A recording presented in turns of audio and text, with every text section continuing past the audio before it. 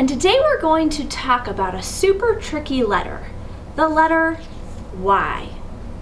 What do you notice about the cards that I have with the letter Y? You're right. I have a white card, and on all of the cards that we've learned so far, white is where we represent consonants. And I also have Y on a yellow card, and so far all the lessons that we've done, we represent vowels on the yellow card. So the letter Y is super cool because it can actually represent a consonant and also a vowel. Let's take a look at the letter Y. The Y as a consonant is pretty straightforward and simple. It usually is found at the beginning of a word, and it represents the sound Y, like as in yes, or yam, or yet. This is when things get tricky. The letter Y also represents some vowel sounds. Let's take a look at how the letter Y can be a vowel. We know that no English word ends in the letter I. You're probably thinking of an exception, but most of those exceptions are words that are actually not English, like the word spaghetti is Italian, so it ends with an I, but it's not an English word. If I wanted to write the word buy, and I tapped out the sounds to spell it, I would hear B, I. But I know that I can't use I at the end of an English word. So the first way that we use a Y as a vowel is to represent the sound I in a one single syllable word. So we could say buy, die, zai, chai, sai, buy. All of those words would have one syllable with the sound I represented by the letter Y. The second way that Y represents a vowel sound is in two or more syllable words. So I'm going to take out my 2-syllable boards to show the letter Y. In words that have 2 syllables, Y represents the long E sound. Think of the word baby or lady. So let's practice reading some 2-syllable words with Y using the long E sound. Okay. Here we go. Are you ready?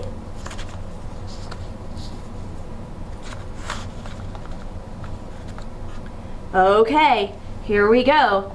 If this word is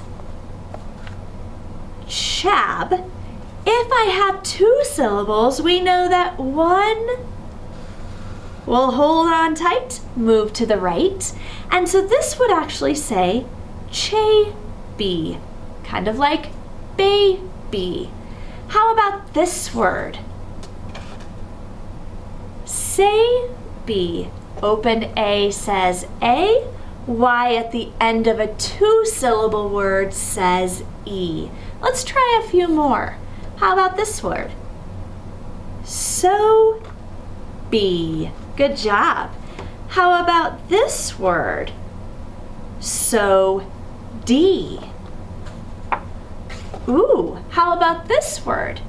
Sor, D. Nice. What if I have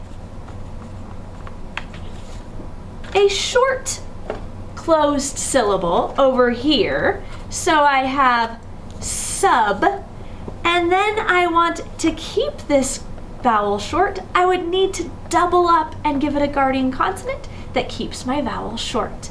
This would be sub-B. How about this one? Sib-B or fib-B. But no matter what's happening in the first syllable, if I have a Y at the end of my second syllable, it's going to represent or spell the E sound.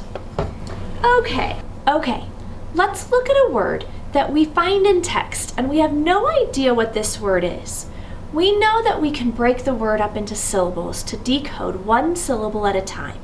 Let's take a look at this word.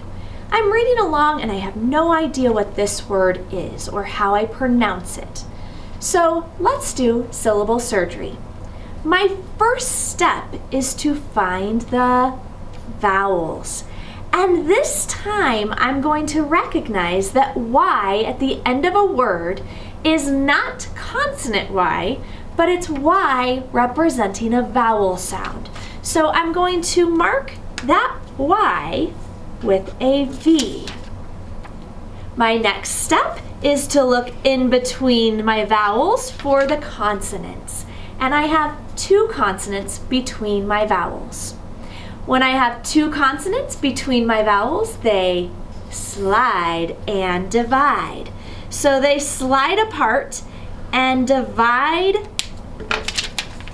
in between my two consonants. Now we can read one syllable at a time. My first syllable is twen. I know it's twen and not tween because it has a keeper consonant keeping this vowel short.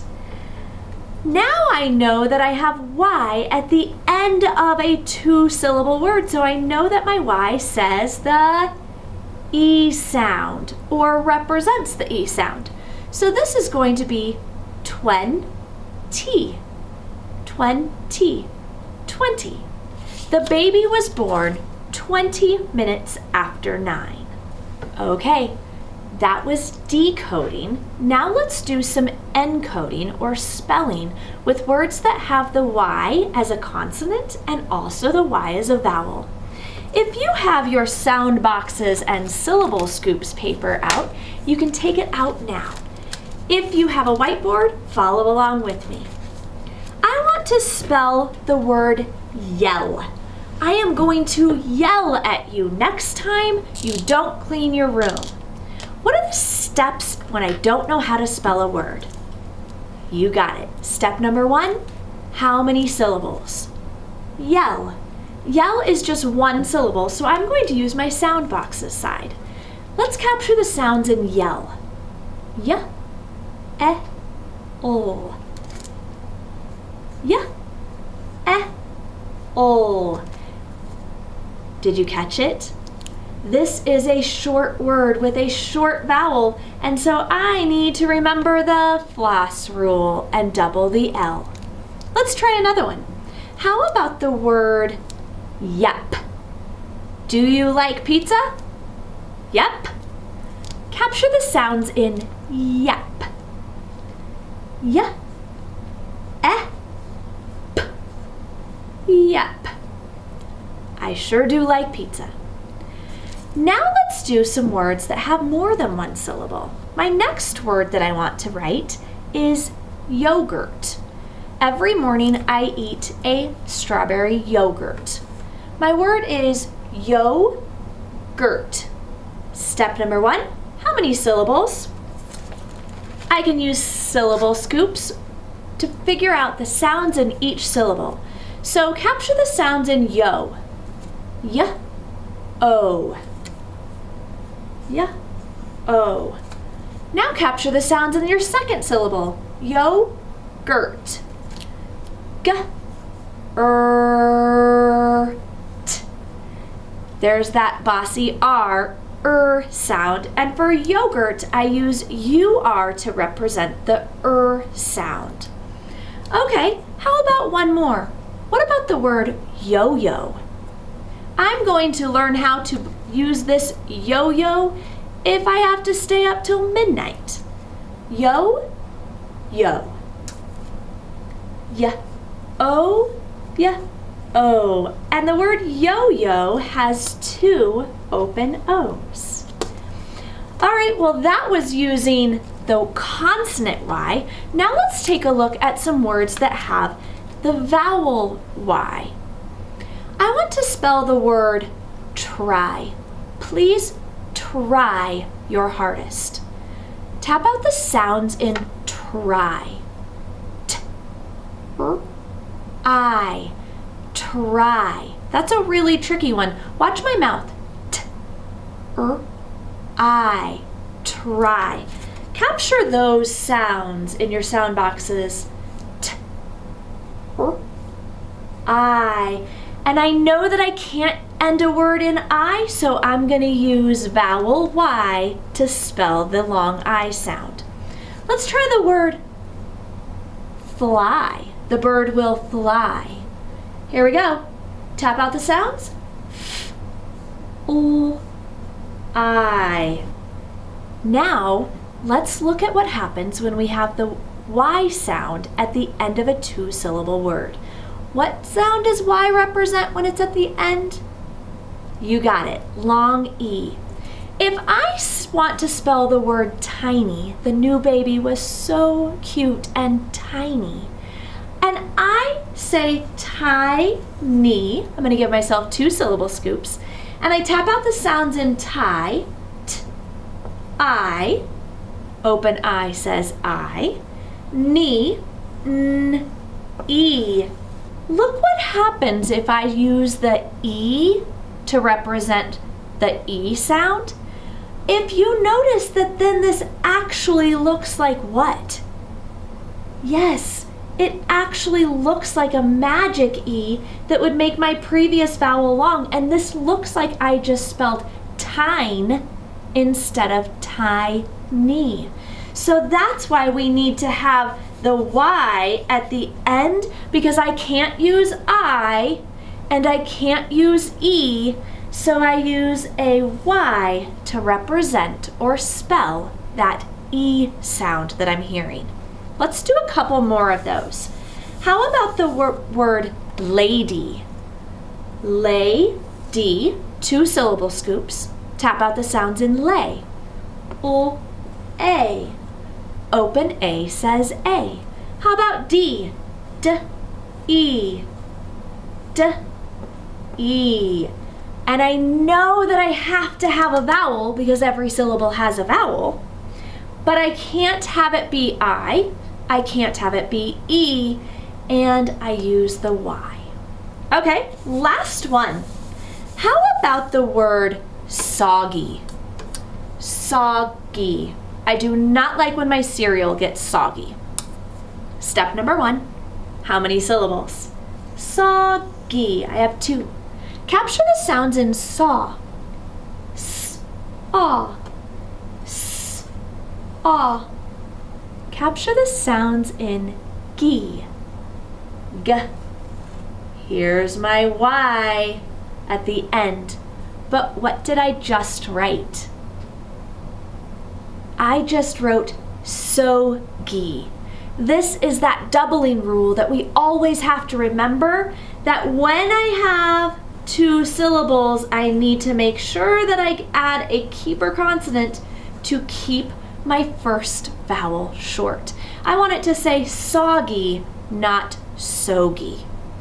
So speaking of the word soggy, if something is soggy, it's an adjective that's describing that it's kind of mushy.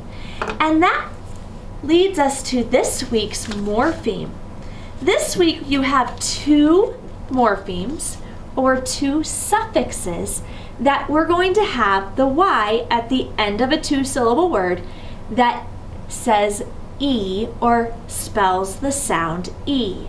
Y at the end, like soggy or salty, it turns a noun into an adjective. If I had salt, that's a noun, but if I add salt-y, then it becomes like salt, or grump-y, or cloudy.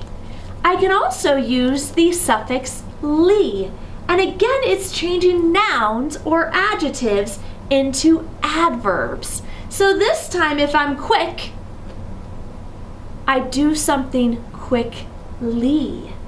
Or if I am a friend, I do something in a friendly way.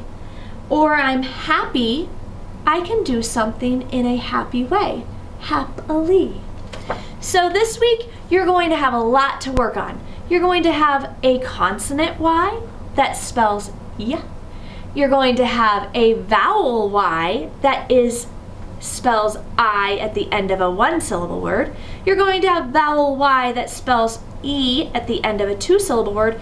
And you're going to have two suffixes that use this phonetic pattern. Good luck, and I'll see you next week.